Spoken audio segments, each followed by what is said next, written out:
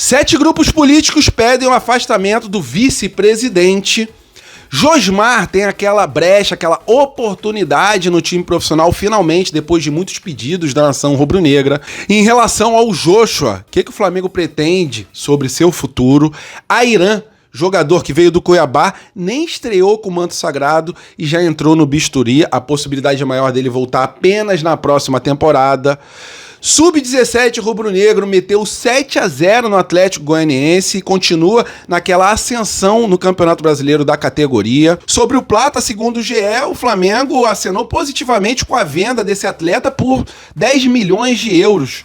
Né? E, segundo a matéria, o Luiz Henrique continua apenas sendo um sonho. Essas e outras vocês encontram agora na Fla Geral TV, mas antes disso, se vocês puderem, deixe seu like, se inscreva na Fla Geral e vamos para as notícias, que é o que interessa. Isso aqui é Flamengo!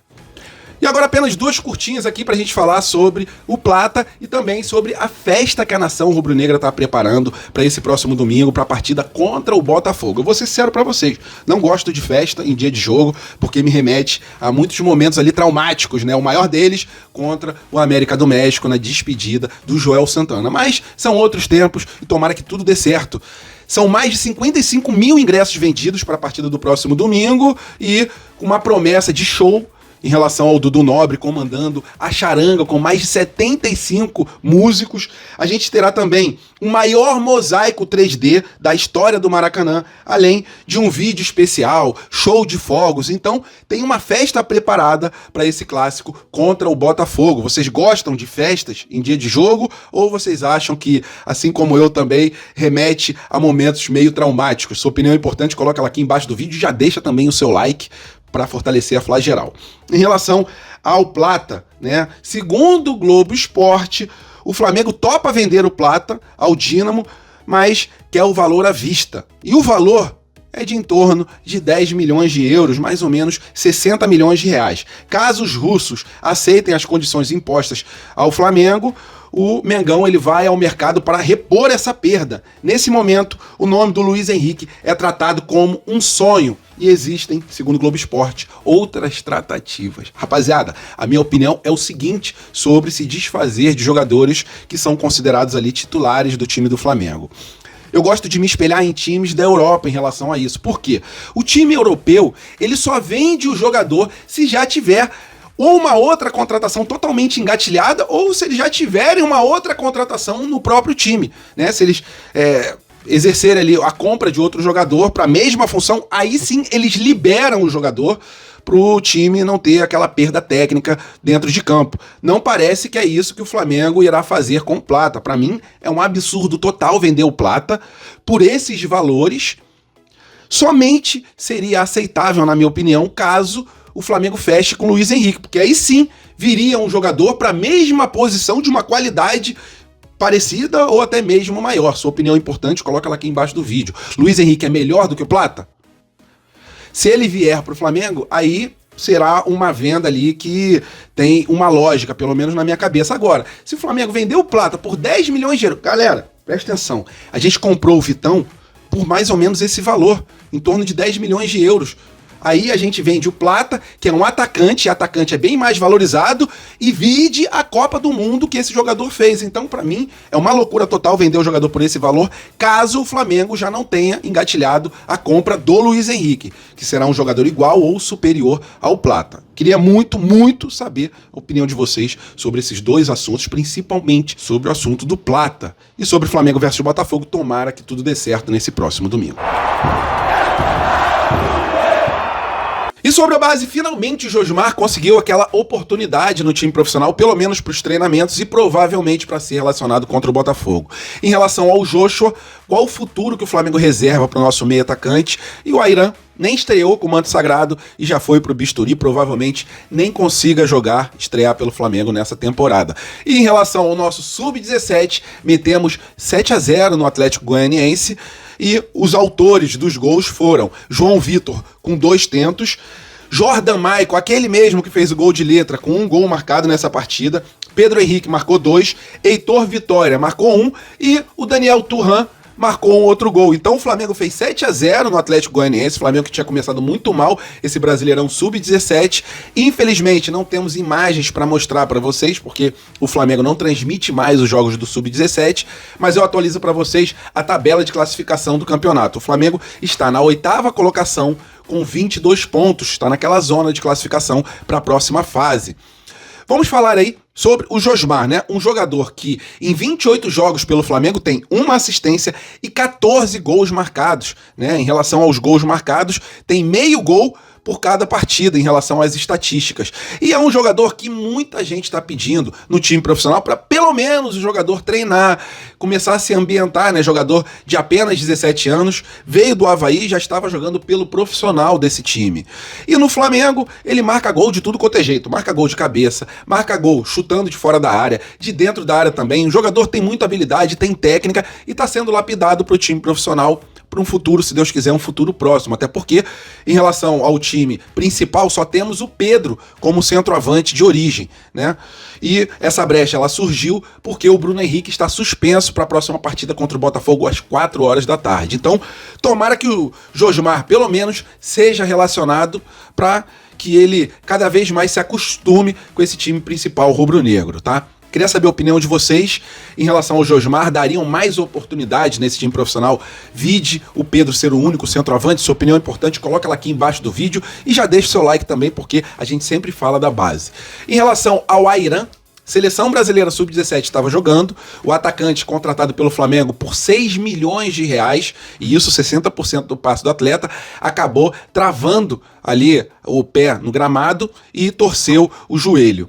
Por causa dessa torção, ele teve que entrar no bisturi e, graças a Deus, não foi um problema de ligamento, e sim do menisco. Então, foi operado, mas a possibilidade maior, né, a gente irá observar a evolução do atleta, mas a maior possibilidade é do atleta apenas vestir pela primeira vez o manto sagrado na próxima temporada. Vamos torcer para que dê tudo certo nessa recuperação e, principalmente, não que ele volte o mais rápido possível, e sim que ele volte o melhor possível, 100%, sem nenhum perigo ali de ter uma lesão por causa dessa cirurgia. Então, o Ayran, que não estreou pelo Flamengo, acabou passando por esse momento, né, turbulento na carreira. Então, sobre o Ayran, a gente manda aí as energias positivas.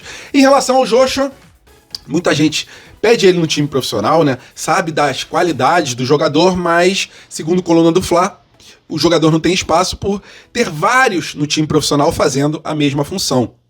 Mas, diferentemente do que o Flamengo faz com alguns atletas, segundo Coluna do Fla, o Flamengo pretende vender o Joshua ou, no futuro, que ele seja ali mais útil no time profissional, né? Por quê? O Flamengo, geralmente, pelo menos nessa temporada, tem feito negociações que o Flamengo cede o jogador para um time lá de fora e o Flamengo fica com uma porcentagem do passe do atleta, né? Em caso de vendas futuras.